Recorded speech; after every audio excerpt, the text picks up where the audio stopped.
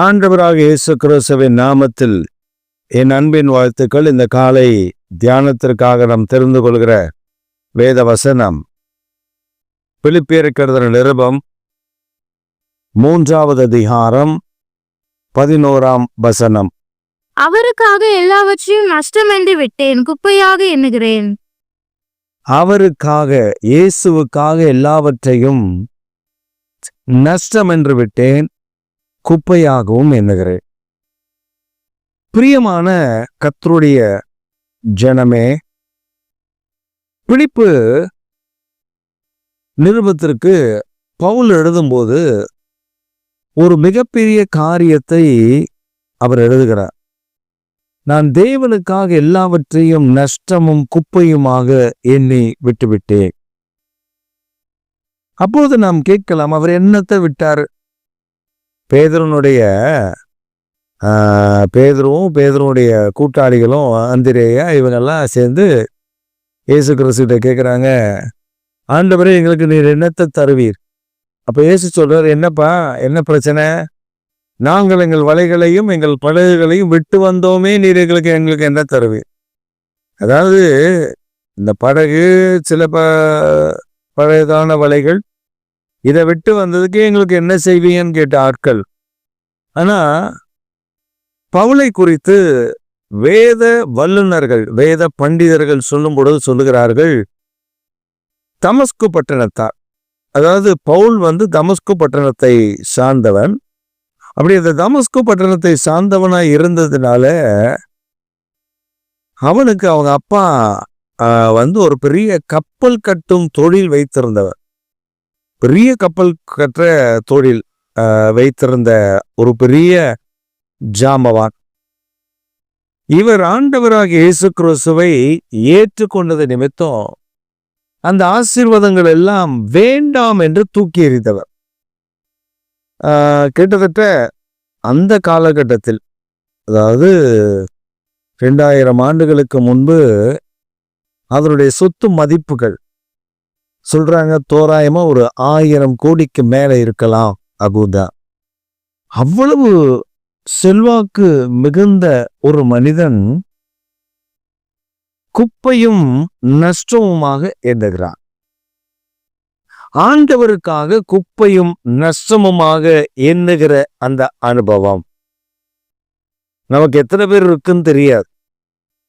நம்ம ஏதோ ஒரு காரியத்தை, ஒரு சிறு காரியத்தை விடுவதற்கு கூட யோசிப்போம்.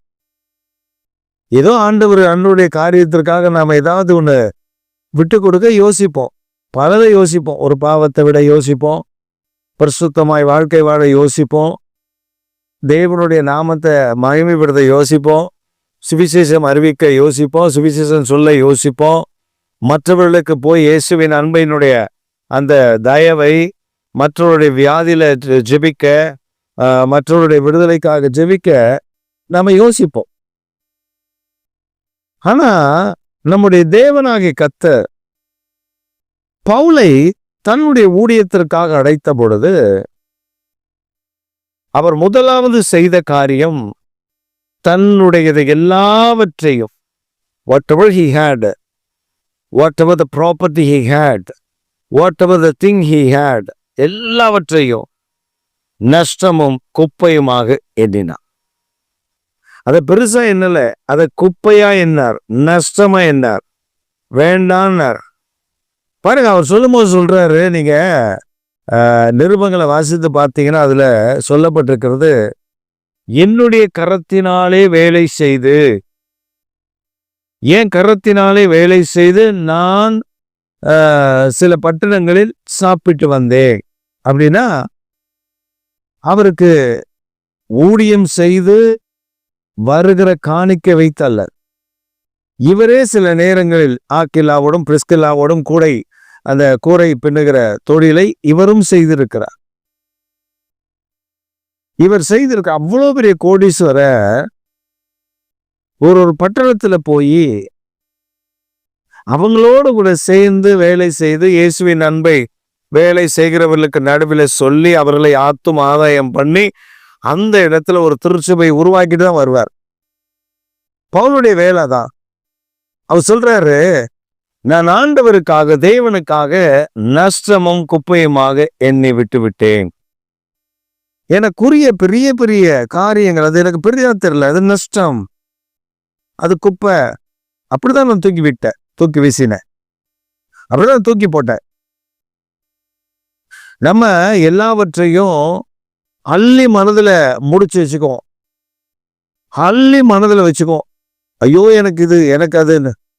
இந்த கொரோனா காலகட்டத்துல பாத்தீங்கன்னா நிறைய பேர் சடன் டெத் ஆச்சு. கொரோனா காலகட்டத்துல நிறைய பேர் சடன் டெத். அதுல அமெரிக்கா தேசத்தை சார்ந்த ஒரு மனிதன், பல கோடிக்கு அதிபதி. அந்த மனிதன் வியாதிப்பட்ட டாக்டர்கள் பிழைக்க மாட்டீர்கள் என்று சொல்லிவிட்டார்கள். அவர்கள் பணம், எவ்வளவு பணங்களை செலவு செய்து அவரை காப்பாற்ற நினைத்தார்கள், முடியவில்லை. அவர் மரிக்கும் போகிற தருவாயில் தன் நண்பனை பார்த்து சொன்னார், நண்பா, நீ போ, என் பீரோவில், என் அறையில் உள்ள இந்த பீரோவில் இந்த இடத்தில் டாலர்கள் கட்டுக்கட்டாக இருக்கும், அதை எடுத்துக்கோ. நியூயார்க் வீதிகளில போய் நின்று அந்த பணங்களை வாரி இறை, சொல்லு, இந்த பணம் உன்னை காப்பாற்றான். இந்த வியாதி வந்த பொழுது இந்த பணம் காப்பாற்ற முடியவில்லை, மருத்துவம் காப்பாற்ற முடியவில்லை, இது காப்பாற்ற முடியவில்லை, அது காப்பாற்ற முடியவில்லை என்று சொல்லி நான் இவைகளை சவதரித்தேன், இவைகளை என்னை காப்பாற்ற முடியாமல் போய்விட்டது என்று வாரி இறைத்து விட்டு வா என்று சொல்லியிருந்தார். அவர் மரித்து போனார், அவரை அடக்கம் பண்ணினார்கள். இந்த அவருடைய நண்பர் கண்ணீரோடு வந்து அந்த கபோர்டில் இருந்த பணத்தை எல்லாம் கொண்டு வந்து வீதியின் நடுவில் நின்று இந்த பணத்தை வாரி இறைத்து சொன்னார், இந்த பணம் உங்களை பாதுகாக்காது, உங்களை மீட்டு கொள்ளாது. பெரிய கோடீஸ்வரர்கள், பெரிய பெரிய பணக்காரர்கள் மரித்த போன பொழுது அவருடைய பணங்கள் அவர்களுக்கு உதவி செய்ய முடியவில்லை. ஆனால் இந்த பவுல் எல்லாவற்றையும் இழந்து எல்லாவற்றையும் நஷ்டமும் குப்பையுமாக என்று எண்ணி வந்தவர் இவரை ஒரு கட்டத்தில் அடிக்கிறார்கள், அவரை கல்லால் அடிக்கிறார்கள். அடித்து காயப்பட்டு மரித்து போனான் என்று சொல்லி அவரை கொண்டு போய் பட்டணத்தின் வாசல்ல தூக்கி போட்டு விட்டு வந்து விட்டார்கள். ஆனால் கர்த்தர் இந்த பவுலை எழும்ப பண்ணினார். He arised the Paul again. அவர் மீண்டும் உயிரோடு கூட எழுப்பி பட்டணத்துக்குள் வந்து அந்த மனிதனை வேறே பட்டணத்துக்கு அனுப்பி வைத்தார்கள் என்று வேதம் நமக்கு சாட்சி கொடுக்கிறது. பிரியமானவர்களே, தேவ கிருபை, தேவ பிரசன்னம், தேவனுடைய மகிமை ஒரு மனிதன் தன்னுடைய வாழ்க்கையில் இதுதான் எனக்கு உண்மை, இதுதான் எனக்கு வாழ்க்கை, இதுதான் எனக்கு உயர்வு, இதுதான் எனக்கு மேன்மை என்று நினைக்கிறவனை கர்த்தர் உயர்த்துவதில்லை. மாறாக அவைகளை நஷ்டமும் குப்பையுமாக எண்ணுகிறவனை கர்த்தர் மேன்மைப்படுத்தி இருக்கிற அப்போஸ்தலர்களே உயர்ந்த நிலைமையில பவுலை கொண்டு வந்து வைத்ததற்கு காரணம் பவுலுடைய தியாகம். அவன் நஷ்டம் குப்பையுமா எண்ணினது. நம் ஆண்டவருக்காக ஒரு சின்ன விஷயத்தில் கூட நாம் அவருக்காக செயல்பட, அவருக்காக கொடுக்க, அவருக்காக இழக்க, அவருக்காக அது வேண்டாம் என்று சொல்லுவதற்கு நமக்கு மனமில்லை. ஆனால் நமக்கு மனம் எப்பொழுது வர வேண்டும் என்றால் நம்முடைய இருதயம் பொருட்கள் மேல் இல்லாதபடி தேவாதி தேவன் மேல் வைக்கும் பொழுது அந்த ஆசீர்வாதங்களை நாம் அனுபவிக்க முடியும். ஒரு சமயம் ஒரு தேவ மனிதன் அமெரிக்க ஐக்கிய நாட்டிற்கு ஊழியத்திற்காக போயிருந்தார். அந்த தேவ மனிதன் போயிருந்த பொழுது அவரை அழைக்க வந்திருந்தவர் இவரை அழைத்து செல்லும்படி ஒரு சேரட், அதாவது ஒரு குதிரை வண்டியில் பிரம்மாண்டமான ஒரு குதிரை வண்டியில் இவரை ஏற்றி கொண்டு சென்றார். அவரை சூழ வேலைக்காரர்கள், நூற்றுக்கணக்கான வேலைக்காரர்கள் அவருக்கு. அவருடைய கம்பெனி அவ்வளவு பெரிய கம்பெனி அமெரிக்காவில். ஆனால் இந்த தேவனுடைய மனிதனுடைய பை, பெட்டிகள் எல்லாவற்றையும் இந்த வேலைக்காரர்கள் எடுத்த பொழுது இவருடைய பையை, இவருடைய வேதாகமும் வைத்திருக்கிற பையை, அவர் அந்த பேகை இவர் வாங்கிக்கிட்டார். அவருடைய பேக்கை கீழே வைக்கல, அவர் கையிலே பிடிச்சிட்டு போய் அந்த சேரட்ல ஏறி வீட்டுக்கு போனாங்க.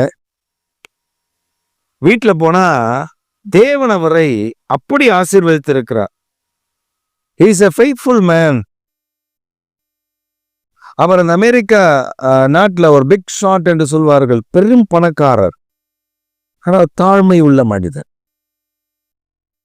இந்த ஊழியக்காரர் வந்திருக்கிறார் என்று சொல்லி இவருக்காக ஒரு பிளேட், அந்த பிளேட்ல தான் இவருக்கு சாப்பாடு கொடுத்தாங்க அவர் அங்கே தங்கியிருந்த நாட்களில். அப்பொழுது அவர் போன அந்த காலகட்டத்தில் அந்த தட்டுடைய மதிப்பு மாத்திரம் 80 லட்சம், பிளாட்டினத்தில் செய்யப்பட்ட தட்டு.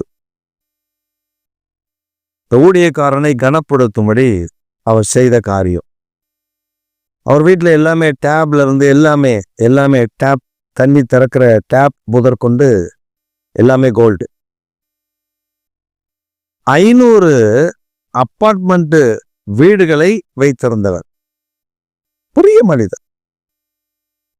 ஆனா முழங்கால நின்று ஜெபிக்கிற மனிதன், தாழ்மையா இருக்கிற, அவ்வளவு பெரிய பணக்காரன் என்று காட்டிக்கொள்ளாத மனிதன்.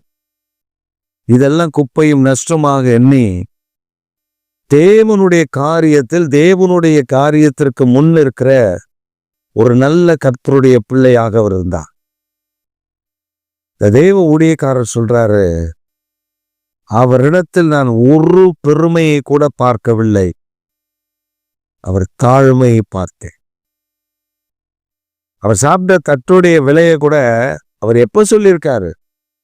அவர் அந்த வீட்டில இருந்து புறப்பட்டு வெளியே வரும்பொழுது அவரிடத்துல விசாரித்திருக்கிறார். என் தட்டு நம்ம ஆட்களுக்கு இருக்கும்ல, என் தட்டு அலுமினியம் மாதிரி இருக்கு, நீங்க எல்லாம் வேற மாதிரி தட்டுல சாப்பிட்டீங்க, எனக்கு மட்டும் ஒரு அலுமினியம் மாதிரி இருக்கு அப்படின்னு கேட்டிருக்க. அதற்கு அந்த அந்த மனிதன் சொல்லியிருக்காரு, நோ பாஸ்டர், அது பிளாட்டினம். இவருக்கு பயங்கர ஷாக். பிளாட்டினம் அப்போ பயங்கர ரேட். அவர் பயங்கர ஷாக் ஆயிட்டார். பிளாட்டினம் அப்படின்னு. எஸ்,